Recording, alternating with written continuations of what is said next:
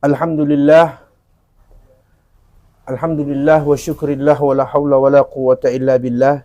Ashhadu an la ilaha illallah wahdahu la syarikalah wa ashhadu anna Muhammadan abduhu wa rasuluhu wa la nabiyya ba'dah. Allahumma salli wa sallim ala Rasulillah Muhammad ibn Abdillah wa ala alihi wa sahbihi wa mawalah. Amma ba'd.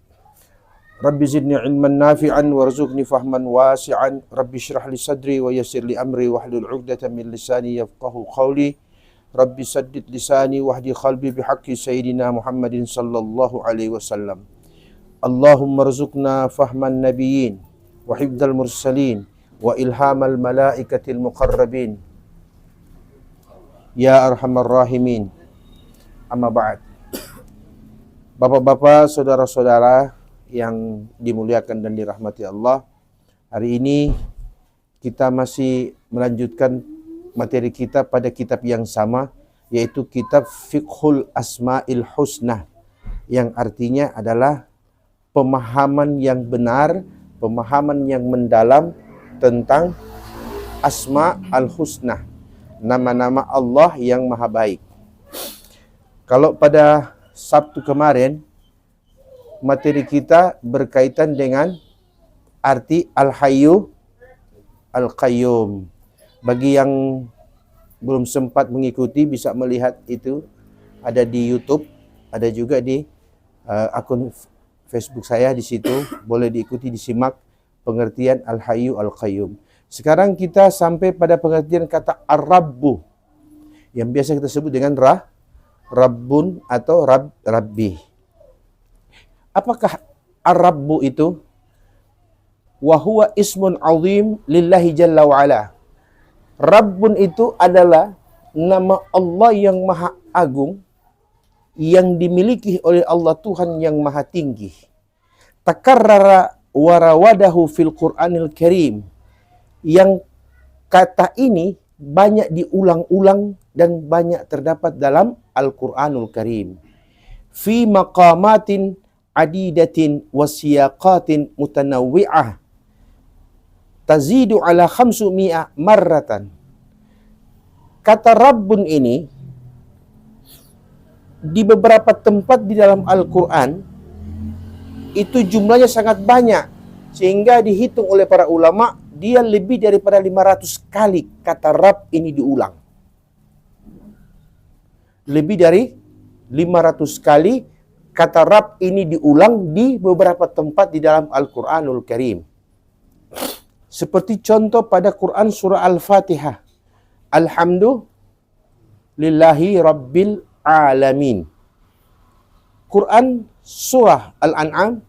Inna salati wa nusuki wa mahyaya wa mamati lillahi Rabbi Alamin.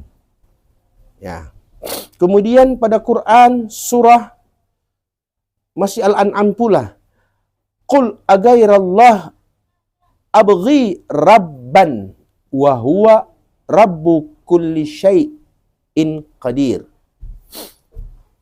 Pada Quran surah At-Takwir, wa ma tasha'una illa ayyasha'allahu rabbul alamin. Quran surah At-Takwir, salamun qaulam mirabbir rahim. Pada Quran surat Yas. Nah, saudara-saudara sekalian, ini contoh kata Rabb yang termuat pada ayat-ayat Al-Quran yang tersebar di dalam Al-Quranul Karim, yang oleh ulama dikatakan ada lebih daripada 500 kali. Nah, sekarang apa arti daripada kata Rabb? Wa ma'na Rabbu ay Dzurrububiyah. Rabb itu kalau kita pakai alif lam, Ar-Rabbu, maka itu tidak boleh kepada selain makhluk. Berarti yang dia maksud itu adalah Allah. Tapi kalau dia berdiri sendiri, ya, Rabbun, itu maknanya bisa kepada selain Allah. Contoh, bisa juga kepada Allah. Rabbul Alamin, Tuhannya semesta alam. bisa juga kepada selain Allah. Asal dia tidak pakai alif lam ya. Contoh Rabbud Dar, Rabbul Faras. Rabbud Dar artinya tuan rumah, pemilik rumah. Rabbul Faras, pemilik kuda. Nah, ketika disandarkan kepada Ismul Jalalah, contoh Allah, maka dia akan mengarah kepada makna Tuhan. Rabbu samawati wal ard, berarti yang dimaksud siapa itu? Tuhan. Karena tidak ada makhluk selain Allah yang bisa memiliki langit dan bumi. Bisa dipahami? Ini kata bahasa dulu ya. Dari segi bahasa artinya Ar-Rabbu itu bila dia pakai alif dan lam, Ar-Rabbu alif lam, ra, ba, Ar-Rabbu itu artinya Allah. Tapi kalau dia hanya menyebut kata Rabbun, maka bisa maknanya kepada Allah, bisa juga kepada selain Allah. Tergantung kata Rabb ini disandarkan kepada kata idhafahnya, diidhafahkan, disandarkan. Yaitu mudhafun ilaih. Nah, kemudian makna yang dikandung oleh kata Ar-Rabbu, ini sebagai alif lam. Ar-Rabbu dzurrububiyah. Sifat Tuhan yang memakai sifat Rabb itu maknanya Ar-Rububiyah. Ar-Rububiyah itu artinya sifat pemeliharaan Allah yang sempurna. Yang sempurna. Yang tidak ada yang bisa melebihi daripada sifat pemeliharaan Allah Subhanahu wa taala. Contoh. Anak Anda disebut orang dengan panggilan apa? Sesuai dengan namanya yang Anda berikan. Tapi ketika ditanya siapakah dia, orang akan mengatakan bahwa anaknya si fulan. Nah, kata anaknya si fulan itu menunjukkan bahwa Anda yang memiliki anak tersebut. Tapi apakah kepemilikan itu mutlak? Bahwa itu betul anak Anda? Anda yang menciptakan? Kan tidak. Kepemilikan itu hanya karena dari diri Anda lah sumber anak ini tercipta, tapi bukan Anda penciptanya. Nah, makanya dinamakan Fulan bin Fulan, Fulana binti Fulan. Nah,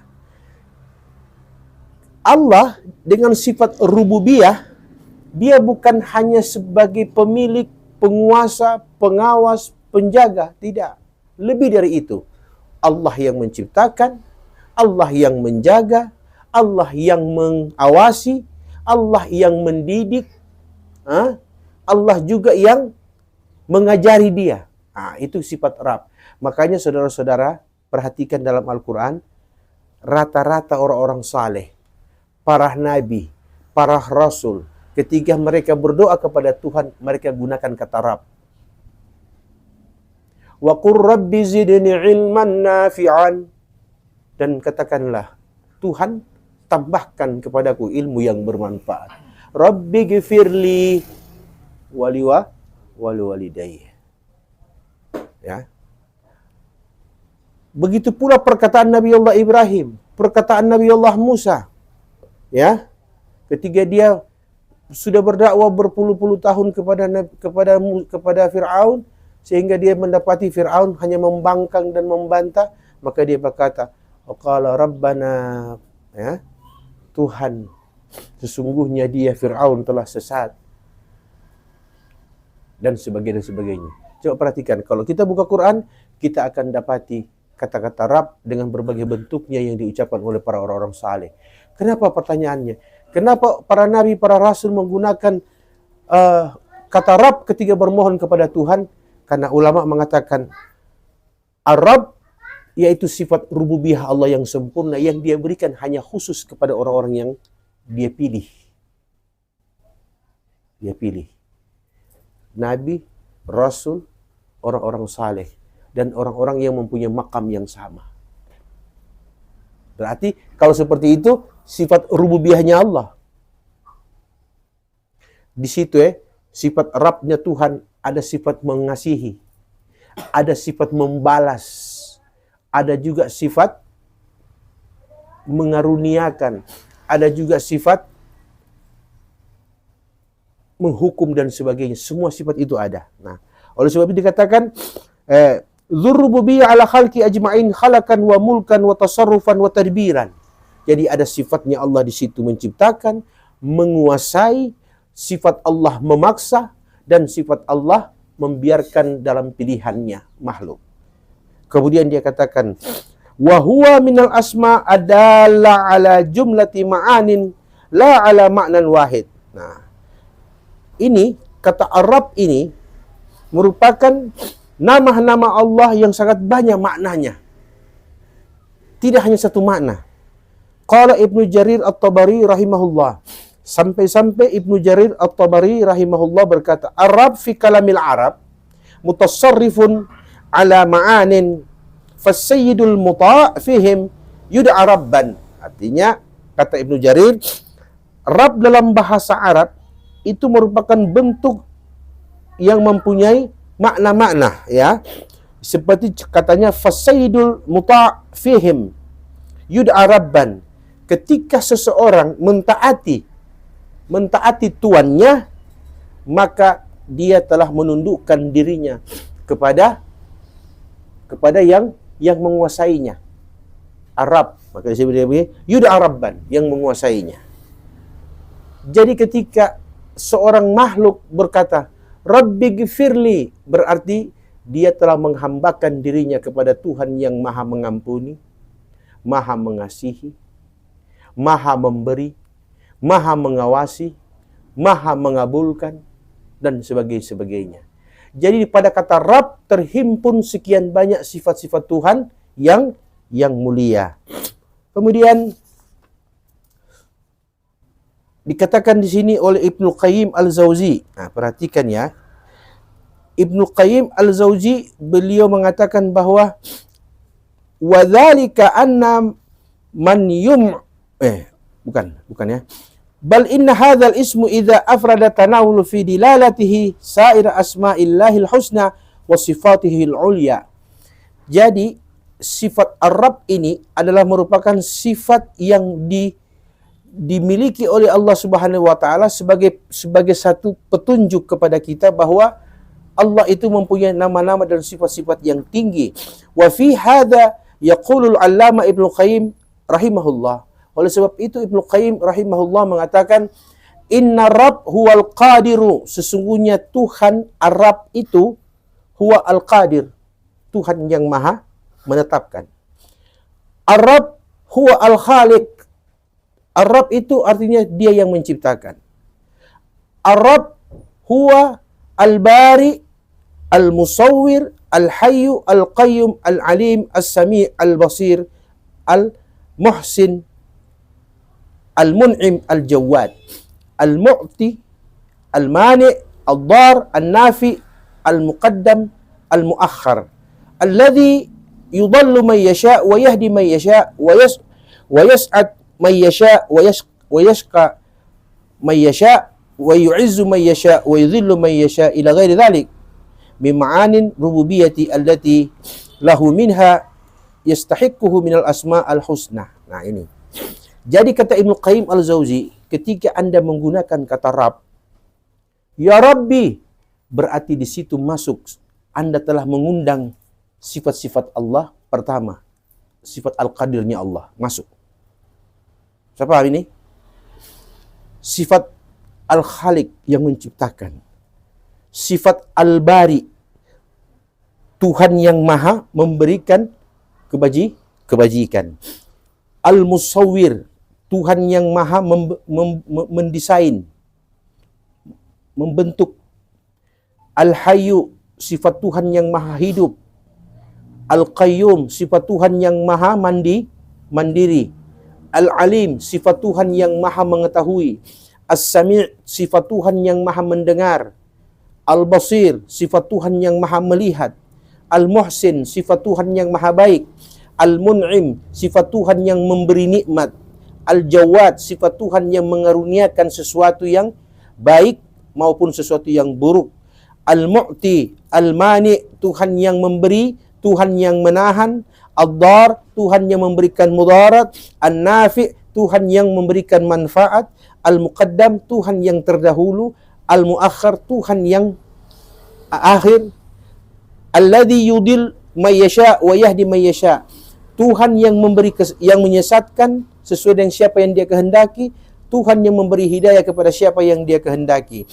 Dan Tuhan yang memberikan kebahagiaan kepada siapa yang Dia kehendaki, dan Tuhan yang memberikan kesengsaraan kepada siapa yang Dia kehendaki. Yu'izzu may yasha', Dia memberi kemuliaan kepada siapa yang ia kehendaki. Wa yudhillu may yasha', Dia juga memberikan kehinaan kepada siapa yang Dia kehendaki. Ila ghairi dzalik mim ma'anin rububiyyati allati lahu minha ma yastahiqu. Jadi kalau pada minggu yang lalu saya mengatakan bahwa Al-Hayyu Al-Qayyum sifat Allah yang di dalamnya ada beberapa tisu. Sifat Allah yang di dalamnya ada beberapa sifat, ya. Bahwa dikatakan bahwa Al-Hayyu, Tuhan yang maha hidup, berarti semua sifat-sifat Tuhan yang berkaitan dengan sifatnya. Tapi kalau Al-Qayyum, itu sifat Tuhan yang berkaitan dengan perbuatan. Seperti Al-Qadir yang maha memberikan takdir, ketetapan. Ya. Al-Mumit, Tuhan yang maha mematikan. Al-Muhyi, Tuhan yang memberi kehidupan. Berarti sifat perbuatan Allah. Tapi kalau dia katakan begini, As-Sami', yang maha mendengar, berarti sifat mendengarnya Allah. Bisa dipahami ini? Itu Al-Hayyu dan Al-Qayyum. Tapi kalau Ar-Rabb, Al-Hayyu Al-Qayyum masuk, As-Sami' Al-Alim masuk, semua sifat-sifat yang di dalamnya ada pengawasan, ada kesempurnaan, ada sifat memberi, ada sifat mengambil, ada sifat mengasihi, dan ada sifat membalas. Makanya ketika Nabi Musa memohon kepada Allah Subhanahu wa taala agar Firaun dimusnahkan, kekuasaan dan kerajaan Firaun dimusnahkan, dia bukan menggunakan kata ilahi, dia bukan menggunakan kata Allahumma, tapi dia menggunakan kata Rabbi. Kata Rabb. Coba lihat pada Quran surah Yunus ayat 88. Ya, Quran surah Yunus ayat 8. Rabbana, bagaimana coba saya kurang itu. Coba lihat Quran surah Yunus ayat 88.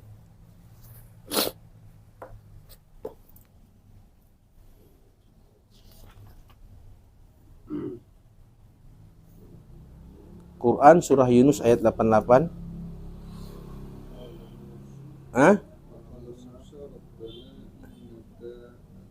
Wa qala Musa rabbana innaka ataita fir'auna wa mala'ahu zinatan wa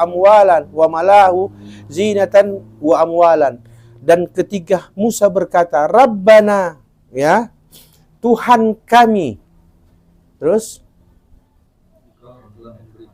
ya, Engkau telah memberikan kepada Fir'aun dan pengikutnya, ya, kekuasaan, kekayaan dunia, termasuk kepada pengikut-pengikutnya.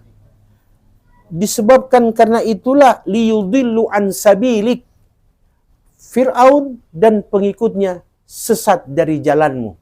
Mereka menjadi sombong, mereka menjadi lupa diri, mereka menjadi manusia-manusia yang sudah menganggap bahwa dirinya adalah Tuhan.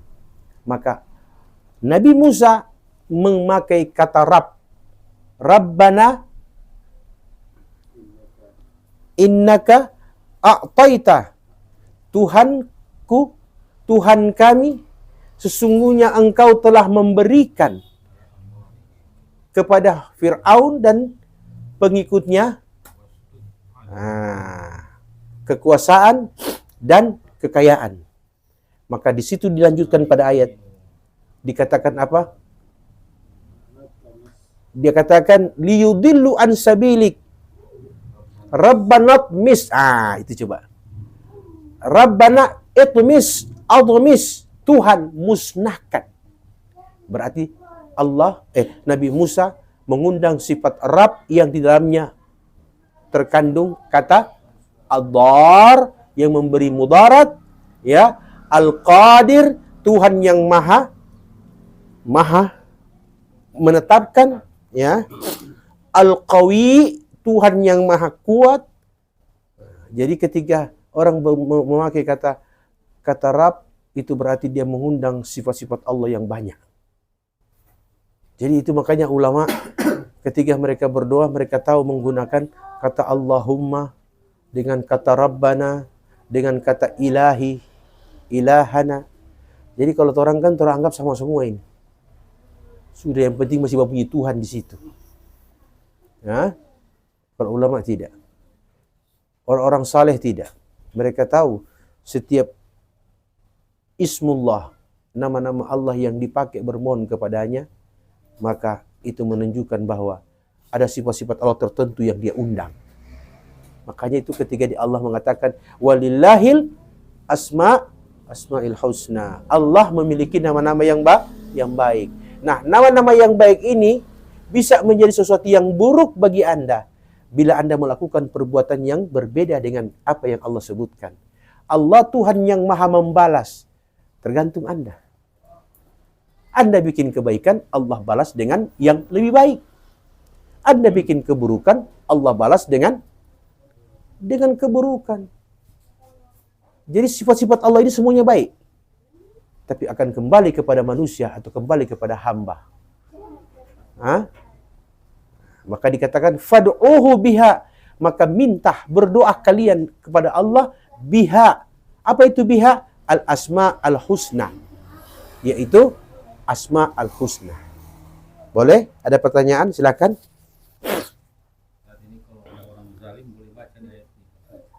Orang zalim bisa. Orang yang bijaksana bisa. Orang zalim bisa. Nabi Musa berdoa setelah dia berdoa kepada Allah. Ya. Rabbana innaka ataita fir'auna wa malahu zinatan wa amwalan, ya, liyudillu an sabilik. Rabbana tmis ala amwalihim, ya, washdud ala qulubihim. Tuhan, musnahkan harta dan kekuasaannya, kunci mati hatinya. Fala yu'minu, karena dia tidak percaya dengan apa yang kusampaikan selama ini atas perintahmu.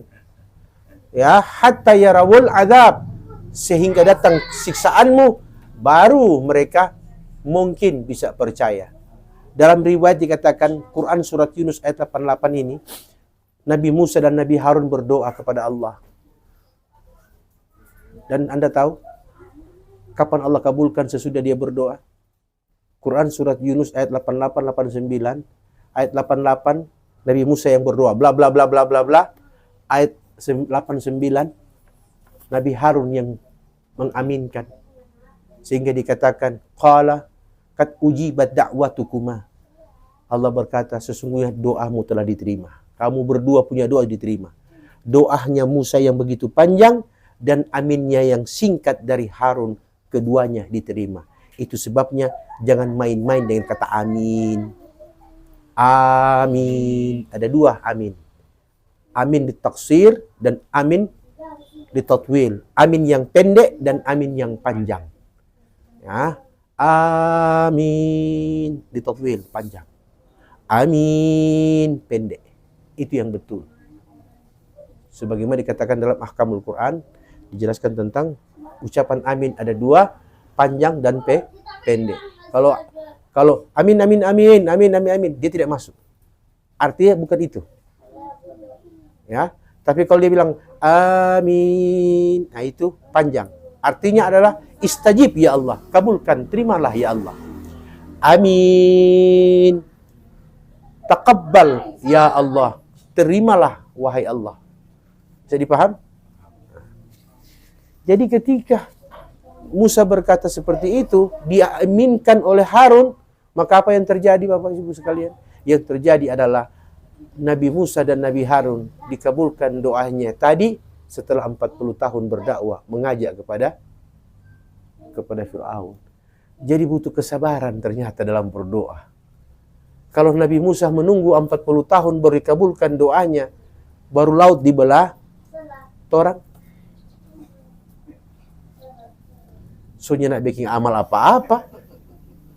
Berarti ada penempatan tadi dia punya. Jadi makanya Quran surat Yunus 89 Allah berkata, qala qad ujibat da'watukuma. Allah berfirman, telah diterima doa kalian berdua. Fastaqima. Maka sebab itu harus konsisten, istiqamah. Jangan berhenti. Kita sudah terima ngunipe doa. Cuma jangan berhenti. Kita belum menurunkan itu ngunipe permintaan, memusnahkan pada dia. Tidak. Tetap dakwah terus pada dia. Apapun yang mau terjadi, dakwah terus. Dalam riwayat dikatakan 40 tahun. Baru Allah jawab doanya Musa dan aminnya Harun. Ketika Allah jawab, yang tidak mungkin terjadi, yang mustahil terjadi, yaitu apa? Yaitu ketika laut dibelah oleh tongkat Musa. Oke? Kenapa Allah mengatakan kepada Musa, pukulkan tongkatmu itu ke air? Artinya, walaupun Allah sudah kabulkan, setiap doa itu mesti ada ikhtiar. Dia cuma mau pukulin tongkat. Bagi Allah apa susahnya sih? Pas lewat, laut tabalah. Tapi Allah tidak mau begitu. Allah mau segala sesuatu itu harus ada sebab dan musabab. Ada sebab, baru ada musabab. Dia cuma pukul itu tongkat. Pukul. Maka laut tiba-tiba terbelah. Dia tidak terjadi begitu saja dengan kata kun fayakun, langsung Musa datang terbelah laut. Siti Maryam, ketika dia dalam keadaan hamil, disuruh pukul pokok kurma. Pukul begini, baru kurmanya jatuh. Bukan langsung kurma itu jatuh. Bisa dipaham? Nah, sekarang orang ini hampir rata-rata. Kalau sudah kumpul-kumpul begitu, kalau minum kopi, suka sekali baca cerita itu kontu barang sudah ada di muka. Yang gaib-gaib, cari langit-langit. Kebanyakan begitu. Bisa dipahami ini? Ada yang lain? Ya. Jadi dengan kata Rob dibaca ini, nanti kita mengundang sifat tadi. Iya. Iya. Apa perbedaannya dengan Allahumma ilahana? Itu di situasi seperti apa kita orang baca seperti itu? Tadi macam ini kan kalau terang dia di surah Yunus ini kan Nabi Musa itu dia berdoa tatkala memang dia sudah berdakwah dan memang tidak diikuti oleh Fir'aun. Artinya secara tidak langsung dia artinya dizalimi oleh Fir'aun, bukan ada pertentangan oleh Fir'aun. Makanya dia berdoa seperti ini, yang mengundang daripada sifat nama Allah tadi kan. Nah, perbedaannya dengan ilahi, dengan namanya Allahumma, dengan Rob, ini bagaimana? Ya. Penempatannya kan?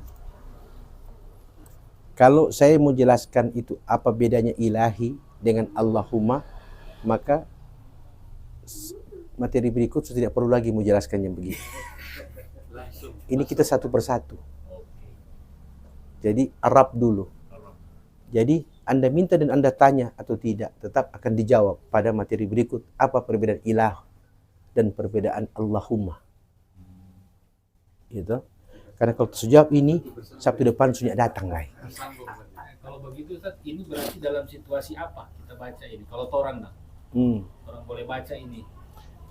Sesuatu yang di dalamnya kita meminta manfaat, dan kita bisa juga di dalam sesuatu yang di dalamnya mengandung sifat mudarat. Ya. Artinya mudarat di sini kita minta perlindungan Allah. Ya Allah, berikan hambamu perlindunganmu dengan kata Rabb, ya Rabbi, ya Rabbana. Itu berarti kita mengundang sifat. Jadi kalau kita dianiaya, kita terzalimi, dengan catatan kita tidak mampu melawan keterzaliman, ya, kita tidak mampu melakukan hal-hal yang berbeda, yang di dalamnya ada sesuatu di mana ketika kita melawan mudaratnya lebih besar, maka saat itu kita menggunakan kata Rabb, Rabbi, Rabbana. Berarti kita meminta sifat kuasanya Allah. Tapi diawali dengan kesabaran. Sabar. Sebab sabar sifat yang Allah miliki dengan kalimat as-sabur, yang sabarnya tidak akan pernah habis. Kalau as-sabru biasanya ada batas. Kalau as-sabur, kesabaran yang tidak ada akhir. Sempurna sifat sabarnya Allah. Maka ketika Anda berkata, Ya Rabb, maka Anda telah mengundang sifat sesuai dengan apa yang Anda minta. Anda minta rahmat, kasih sayang Allah, Ya Rabbi. Anda minta ampunannya Allah, Ya Rabbi. Anda minta dirimu, orang tuamu, dirahmati dan diampuni Allah. Maka Anda menggunakan kata, Rabbi gifirli wali walidayya warhamhuma kama rabbayani saghiran. Ketika Anda meminta sifat al-alimnya Allah dan sifat as-sami'nya Allah, Anda menggunakan kata, Rabbi zidni ilman nafi'an warzuqni fahman wasi'an. Ketika Anda minta supaya Anda menjadi orang yang berlapang dada, berhati luas, Rabbi syrahli sadri wa yassirli amri wahlul 'uqdatam min lisani yafqahu qawli Rabbi saddid lisani wahdi qalbi birahmatika ya arhamar rahimin. Siapa? Jadi Anda memilih yang mana? Allahumma ilahana atau Rabbana? Hah? Tidak, Anda memilih mana ketika berdoa? Anda lebih suka mana? Ya?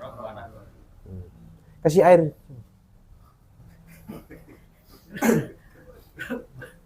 Dia gatal gara-gara kiring. Baru tuan rumahnya mengerti. Ada lagi pertanyaan yang lain? Silakan.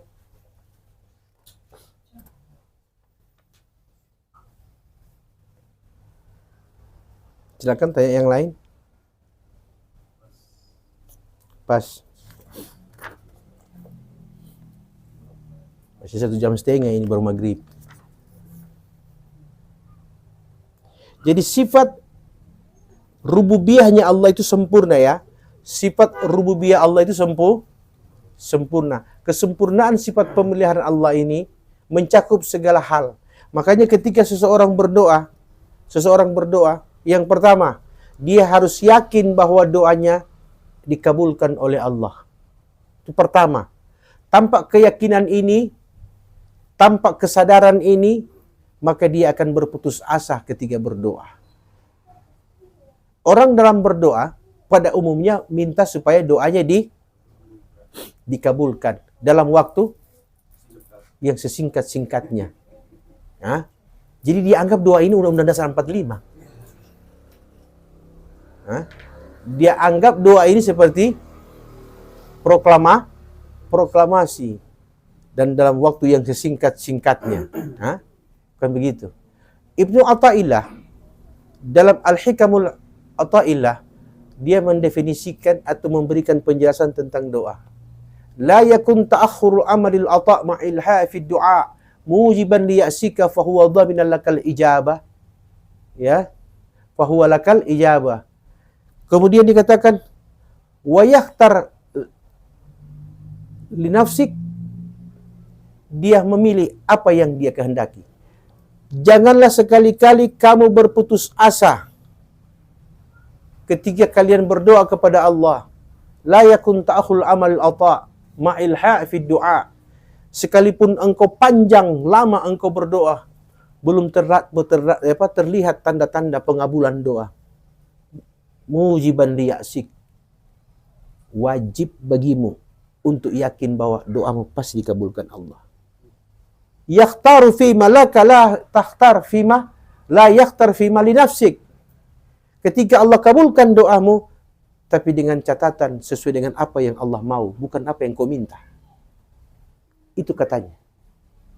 Anda minta apa? Anda minta rizki. Allahumma rzuqni rizkan kariman, rizkan kathiran, rizkan halalan, rizkan mubarakan, rizkan tayyiban. Ya Allah, berikanlah hambamu ini rizki yang mulia, rizki yang halal, rizki yang ada berkahnya, rizki yang bermanfaat. Berikan hambamu ini rizki-rizki yang seperti itu. Tapi ternyata Allah mengabulkan, justru Allah fakirkan Anda daripada Anda dikayakan oleh Allah. Berarti kehendak siapa yang diikuti? Allah. Kehendak siapa yang lebih baik? Kehendak manusia atau kehendak Allah? Kenapa? Kalau kehendak Allah itu sempurna dengan pengetahuannya. Allah tahu awalnya, Allah juga tahu akhirnya. Tapi kalau manusia tidak tahu awalnya, apalagi akhirnya. Mau baik atau tidak. Makanya Allah, ketika Anda minta supaya diberi rezeki oleh Allah, diberi kekayaan oleh Allah, Allah tidak beri kekayaan. Tapi Allah lebih miskinkan. Misal contoh ya. Allah lebih memiskinkan Anda. Ternyata, dengan itu Allah tahu, kalau saya kasih kau rezeki, kau lupa nikmat. Kau lupa ibadah. Kau lupa berbagi kasih. Kau lupa kepada sesama. Dan kau lupa, dan semua itu dosa. Maka hidupmu bergelimang harta, tapi bertumpuk dosa. Atau saya berikan kau kefakiran. Engkau dekat kepada aku, engkau bermohon kepada aku kenal, aku pun mengenal engkau. Mana lebih baik? Ya? Kita akan jawab miskin lebih baik. Kenapa kita jawab seperti itu? Karena kita sudah diberitahu oleh Allah. Kalau seandainya Allah beritahu bahwa miskin lebih baik daripada kaya. Tapi Allah tidak beritahu. Allah tidak beritahu. Satu-satunya pemberitahuan Allah bahwa doamu dikabulkan adalah tidak bertambahnya kekayaan Anda, tapi berkurang ada. Gitu? Tapi ada juga orang ketika dia bermohon, Allah tambah. Kenapa? Karena dari tangannya inilah orang-orang fakir akan mendapatkan rezeki. Dari tangannya pula ini orang-orang susah akan dapat bantuan. Dari tangannya inilah orang-orang yang butuh akan diperhatikan. Maka Allah berikan dia. Karena harta membawa kebaikan dan rahmat untuknya. Kenapa begitu? Karena dia Al-Alim. Dia Maha Tahu. Al-Zahir, Al-Batin. Yang nampak maupun yang tersembunyi. Jadi yang kita harus pahami dari sifat Arabnya Allah, ketika kita menggunakan Rabbi, maka kita akan mengundang sifat-sifat Tuhan tergantung keadaan yang kita minta. Atau situasi yang kita hadapi. Bisa dipahami ini? Kemudian dikatakan, wa fil waqti alladhi yurid, la fil waqti alladhi turid. Ketika engkau meminta kepada Allah, maka permohonanmu akan dikabulkan oleh Allah sesuai dengan waktu yang Allah kehendaki, bukan waktu yang kau mau. Sesuai dengan waktu yang Allah kehendaki, bukan waktu yang kau mau. Kau mau segera, tapi Allah bilang tidak. Saya kasih satu contoh kisah. Ada seorang laki-laki, dia naik perahu. Di tengah lautan, tiba-tiba perahunya ini dihempas ombak. Pang! Diterpa badai. Pang! Terbalik. Diseret arus. Perahunya yang sudah pecah, dirinya yang sudah terlempar, tiba-tiba terdampar di sebuah pulau tak berpenghuni. Dirinya dengan puing-puing perahunya. Pada waktu dia melihat bahwa dirinya sudah tidak punya harapan apa-apa lagi. Karena apa? Karena dia dapati pulau di mana dia terdampar, pulau yang tidak berpenghuni sama sekali. Maksudnya tidak ada manusia ya. Maka dengan sisa tenaga yang ada, dia kumpulkan itu papan-papan atau puing-puing perahu. Kemudian dia buat rumah kecil. Rumah kecil sekedar untuk dia berlindung dari teriknya panas matahari dan dari basahnya hujan. Ketika dia sudah buat, dia berdoa kepada Tuhan. Dia berdoa, ya Allah, hamba-Mu dalam kefakiran, hamba-Mu ini dalam kesulitan, hamba-Mu ini dalam mudarat. Tidak ada manusia, tidak ada siapa-siapa yang bisa memberikan aku pertolongan kecuali Engkau. Ya Allah, berilah hamba-Mu ini keselamatan. Selamatkan hamba dari pulau yang tidak berpenghuni ini. Dia menghadap ke langit. Setiap hari dia berdoa seperti itu. Sampai suatu saat dia pikir, mungkin kalau berdoa di tepi pantai, pergi ke tepi pantai, dia berdoa, Allah akan jawab dengan ada kapal yang lewat. Begitu pikirannya dia. Maka dia pergi ke tepi pantai.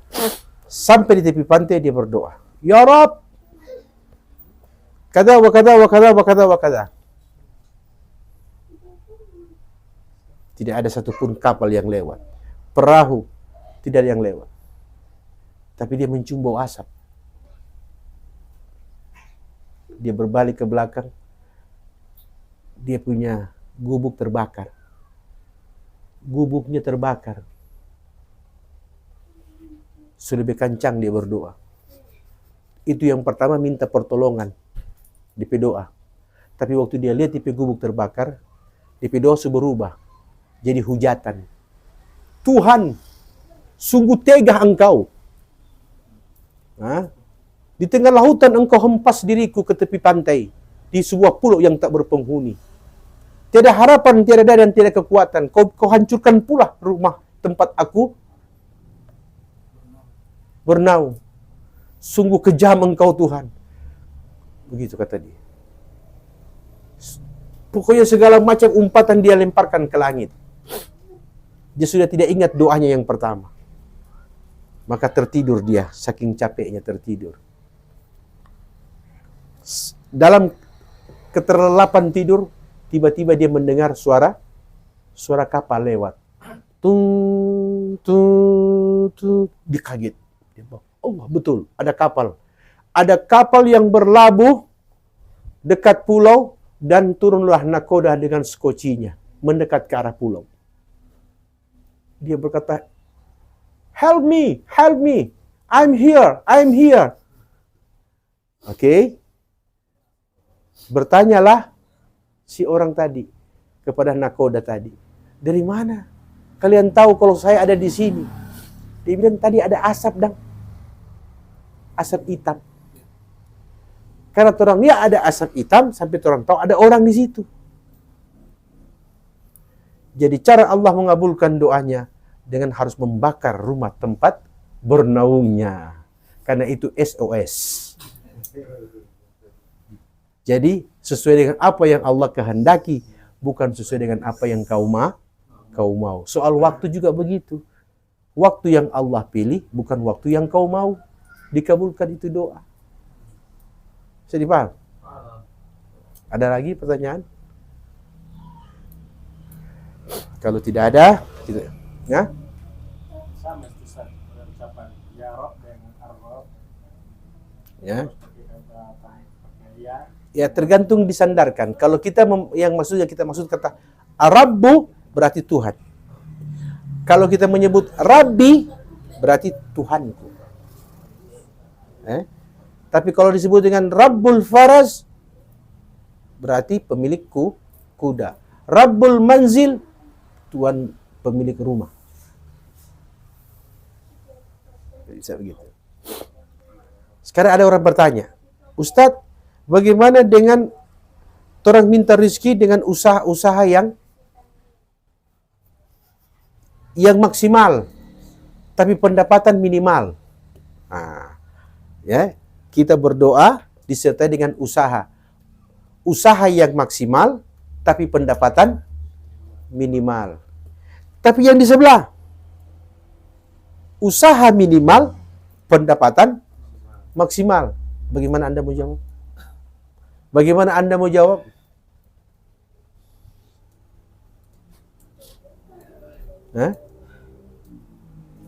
Yang di sini berusaha luar biasa, tapi pendapatan minimal.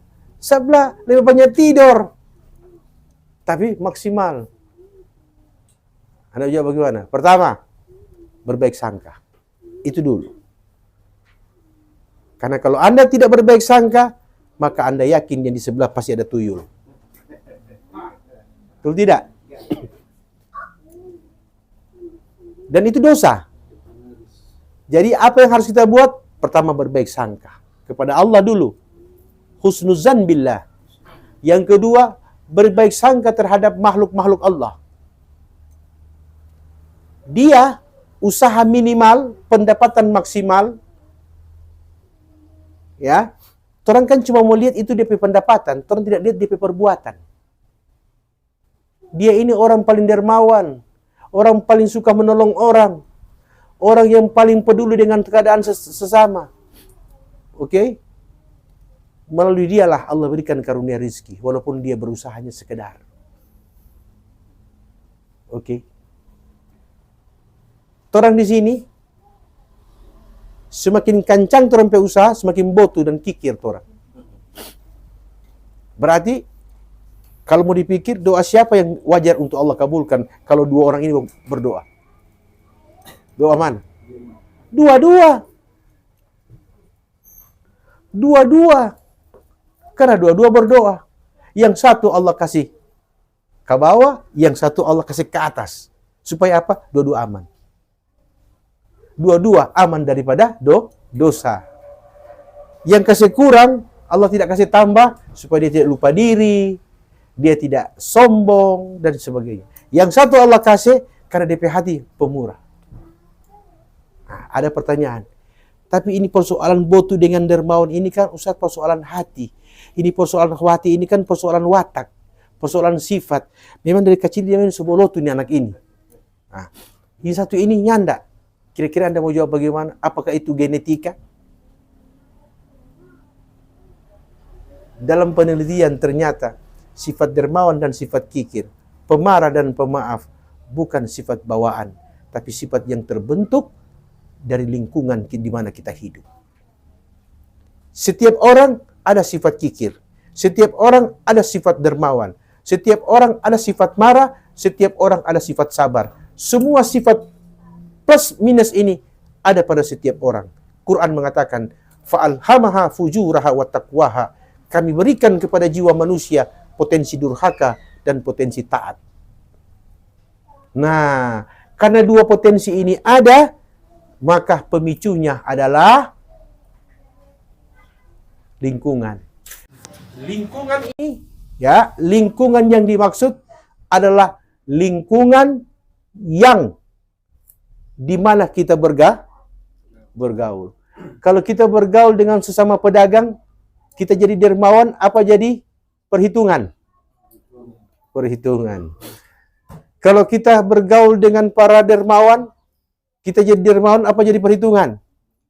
Dermawan. Kalau kita lebih banyak susahnya daripada senang, kita jadi kikir, apa jadi dermawan? Hah? Dermawan. Tergantung dermawannya. Kalau sekarang ini setengah mati mau cari orang dermawan. Karena musim-musim pilkada. Dermawan dalam arti betul-betul. Tidak bil maksud. Hah? Nah, hal-hal seperti inilah supaya kita sadari bahwa sesungguhnya semua yang kita minta kepada Allah, kita harus paham. Ini lagu dah ta'lim. Anda sering mendengar kata ilahi, Allahumma, Rabbana, dan sebagainya. Awalnya kan Anda tidak tahu. Anda hanya mengatakan bahwa sama saja. Cuma beda-beda redaksi saja. Tapi tujuannya adalah Tuhan. Tapi ternyata setelah dijelaskan oleh ulama, setiap nama yang kita sebut ada mengandung tujuan. Setiap nama yang kita sebut pada sifat-sifatnya Allah, maka kita mengundang sifat-sifat Allah. Karena Allah sendiri yang bilang, fad'uhu biha. Minta kepada Allah sesuai dengan sifatnya. Ketika Anda mau minta Allah yang maha pendendam, al-muntaqim, Tuhan yang maha mendendam, ya, jangan Anda bermohon kebaikan kepada orang yang menzalimi Anda dengan sifat Allahumma arhamhu. Ya Allah, kasihi dia, dan sebagainya. Oke? Tapi Anda akan mengatakan washdod, tutup. kunci mati hatinya. Wadmis, musnahkan.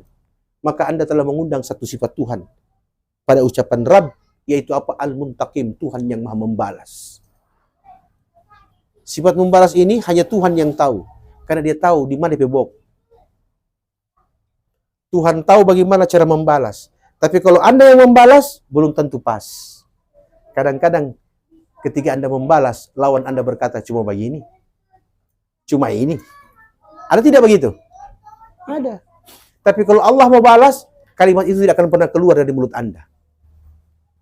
Lawan tidak akan pernah mengucapkan itu. Karena Tuhan tahu di mana tanpa mati. Dan Tuhan tahu di mana tanpa lombok. Oke? Kalau Anda balas, belum tentu pas. Belum tentu pas. Tapi kalau Allah balas, pasti pas. 12 pas. Zahir maupun batin, Allah tahu bagaimana membalas. Kadang-kadang Anda minta orang yang menzalimi Anda supaya Allah binasakan, kasih mati dia. Tapi ternyata tidak. Allah kasih umur panjang. Begitulah cara Allah menyiksa dia. Kasih dia umur panjang, kurangi itu dia punya hal-hal yang baik. Sehingga dia hidup dalam keadaan tersiksa batinnya. Cara Allah, pas 12 pas. Tapi kalau orang bicara itu kan cuma 1 kali 1. Jaga digalap, lantai. Begitu. Tapi kalau Allah tidak. Allah tidak. Allah tahu bagaimana cara membalas. Tapi ada satu syarat, Pak. Satu syarat. Supaya sifat Al-Muntaqim Allah itu berfungsi. Apa itu?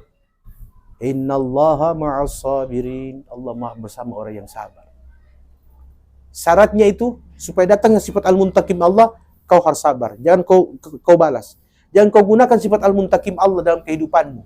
Karena itu hanya Allah yang berhak memiliki sifat Al-Muntaqim. Sifat maha membalas. Sabar. Tapi sudah lalu sekali dia, sabar. Berlebih-lebihan sekali, sabar. Itu Yunus 88. Ya. Rabbana innaka ataita fir'auna wa mala'ahu zinatan wa amwalan. Tuhan, kau karuniakan kekayaan dan kekuasaan kepada Fir'aun dan pengikutnya.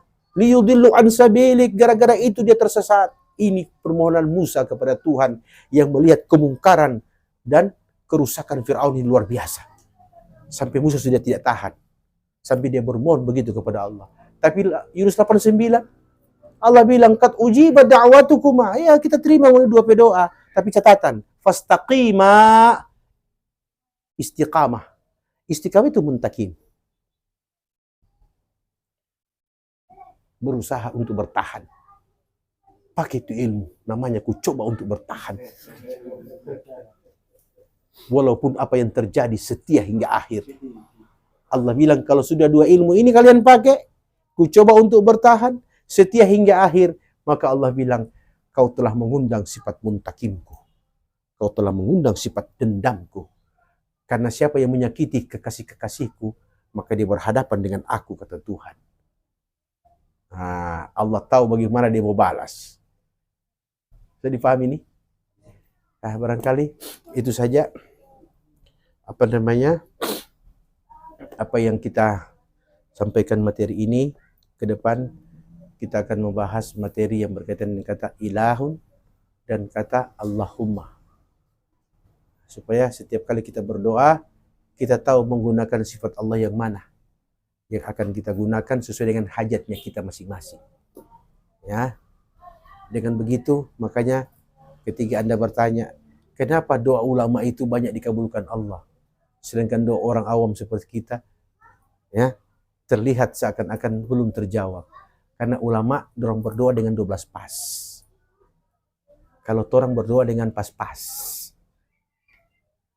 Ulama 12 pas, dia tahu tuh sifat yang dia menggunakan. Maka Tuhan kabulkan. Jadi berdoa, ada yang secepat kilat dikabulkan Allah, ada berdoa dia harus bersabar, bahkan ada berdoa dia harus menunggu. Nanti di yaumil mahsyar baru Allah kabulkan di doa. Anda faham? Doa yang harus menunggu, nanti dia di alam mahsyar baru Allah kabulkan. Itu tuh yang Rabbi ghifirli, Tuhan ampuni aku. Dari mana Tuhan tahu kau diampuni? Nanti di akhirat. Orang bilang kayak ngana bikin begini kan terus hapus. Karena ngana pernah minta ini. Ngana pernah minta ampunan, ngana pernah minta dimaafkan. Sudah terus maafkan semua. Jadi ini tetap kita tulis supaya ngana tahu bahwa ngana ada backing ini. Cuma karena ngana banyak berdoa, Rabbi ghifirli wali walidayya, Allahumma innaka afuwun tuhibbul afwa fa'fu an, dan sebagainya, terus hapus. Sekurang ini tersisa. Nah, yang sisa inilah butuh syafaat. Yang tersisa ini butuh syafaat, kata ulama. Dan syafaat kubra hanya diberikan oleh Nabi Muhammad SAW kepada umatnya. Satu. Kemudian para guru-guru, para ulama. Ulama-ulama itu mereka diberi hak syafaat 40 orang. Jadi setiap ulama yang saleh, Allah berikan dia hak memberi syafaat kepada 40 orang. Dari kerabatnya dan dari murid-muridnya. Maka dia akan berikan si fulan. Tapi dia lihat yang sisa. Karena waktu kita ada ajar banyak berdoa, banyak istighfar, banyak salawat, ada backing, ada. Ini Tuhan hapus semua ini dia dengan fadilah-fadilah tadi. Masih ada sisa. Karena tidak boleh manusia masuk surga dengan dosa sekecil apapun. Tidak boleh. Surga itu tempat yang suci, maka tidak boleh masuk dalam keadaan dosa. Walaupun sekecil pun. Harus kasih bersih. Tahir, mutahhar, suci dan disucikan.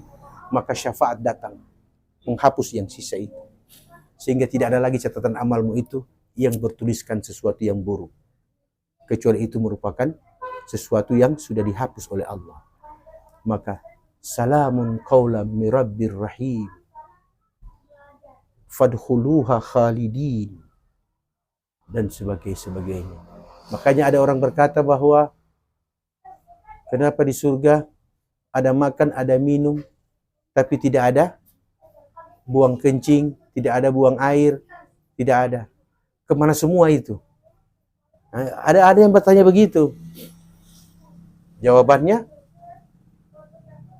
tanya kepada wanita yang hamil,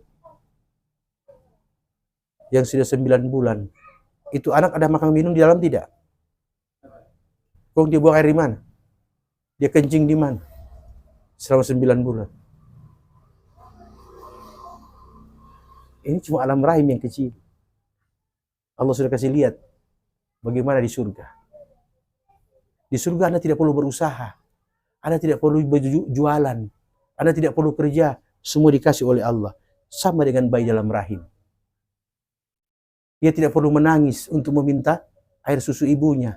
Dia tidak perlu merengek-rengek untuk meminta pelukan ayahnya. Dan dia tidak perlu menangis semalam hanya karena dibasahi oleh air kencingnya sendiri. Dia diam, tenang. Dia tenang di alam yang sempit, kata kita. Tapi kesempitan itu adalah keluasan bagi dia. Sehingga si bayi dengan tenang. Tinggal makan, tinggal minum. Tidak usah berpikir mau buang air dan buang hajat. Tahu-tahu sudah besar. Tahu-tahu sudah mau keluar. Nah, waktu dia keluar, itulah bayi menangis. Karena dia dipisahkan dari kenikmatan rahim menuju dunia yang penuh dengan ujian dan kesengsaraan. Makanya ulama katakan, alam rahim itu miniatur surga. Yang Allah jadikan jawaban. Begini kalau kau buat kebaikan, Allah jamin kau punya hidup tanpa perlu usaha. Surga sempurna nikmatnya. Sebagaimana si bayi tidak pernah menangis karena kekurangan nikmat dalam rahim. Maka dia kata Ar-Rahim, yang penuh kasih dan sayang. Oke. Saya paham. Jadi barangkali itu saja. Wabillahi taufiq wal hidayah. Assalamualaikum warahmatullahi wabarakatuh.